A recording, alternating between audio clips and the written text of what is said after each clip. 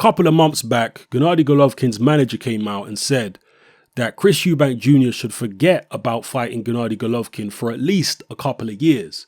He was obviously angry by the way that the Eubanks had messed them around, and he wanted to penalize them by not giving Chris Eubank Jr. the opportunity to fight Golovkin again for, as I say, at least a couple of years.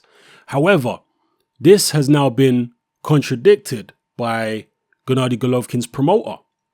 He has a different point of view on this. Now, he hasn't given any particular timescale, but he is clearly very open to Golovkin fighting Eubank Jr.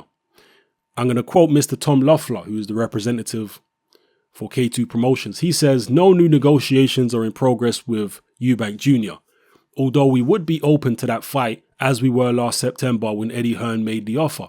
Gennady and his trainer Abel Sanchez are totally focused on Danny Jacobs because if he doesn't win that fight, all the plans for other fights go out the window.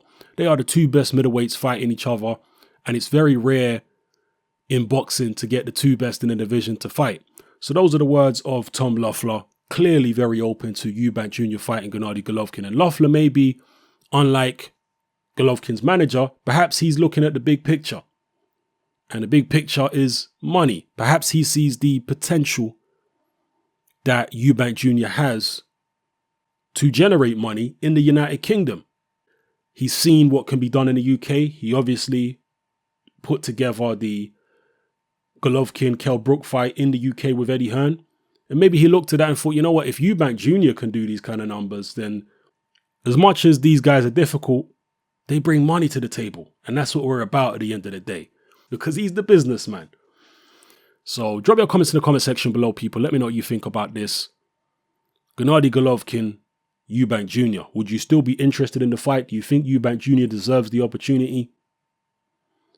Or are you kind of siding with Golovkin's manager, where you think that they should penalize Eubank Jr. and not give him the opportunity to fight Golovkin for at least a couple of years?